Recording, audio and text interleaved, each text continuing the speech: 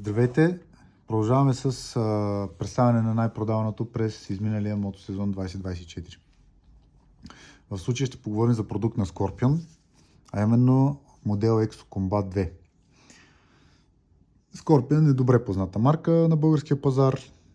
Американци доста добре се справят, доста интересни модели, съотношение цена-качество доста прилично. В случая Exo Combat 2, който е моделът тук, е един от най-продаваните при нас. Това, което се харесва, агресивната визия. Може да се види доста добре как изглежда. Каската по принцип е създадена за туристическо, круизер и градско каране. Като най-добрият избор ще бъде да се използва за градско каране, поради това, че предната част, която се сваля, ето това, тук цялата маска, не пази от удари. Тоест при по-висока скорост това нещо може да доведе до инциденти. Сега ще махна маската, за да се види хубаво за какво иде реч. Ето я маската, ето как изглежда отвътре. Пази ви от насекоми, от вода, от въздух. Ето тук има отваряне и затваряне. По-студен въздух, но не ви пази от удар. Сега визиорът в принцип е тъмен, Dark Smoke, така окомплектована каската. Това е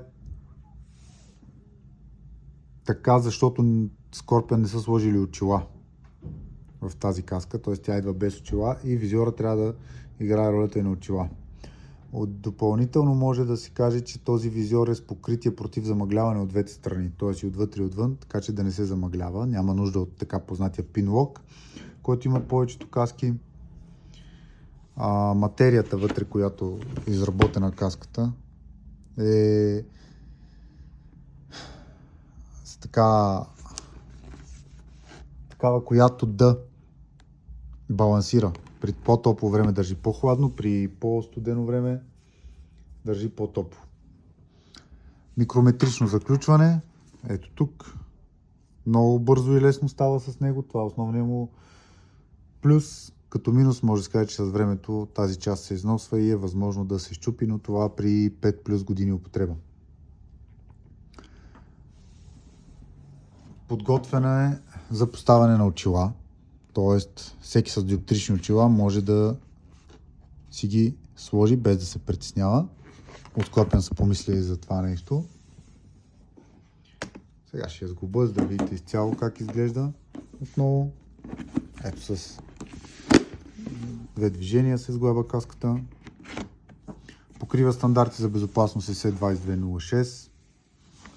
Като грамаж за размер М, който аз държа в ръцете си, 1350 грама, плюс-минус 50 грама.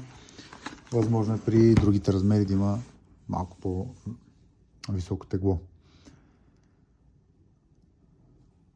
Тази каска по принцип се предлага и в разцветки с червено, с бяло, с черепи, но при нас твърдо.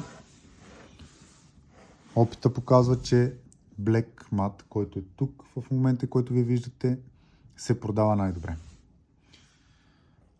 Като цена 438 лева е цената на каската.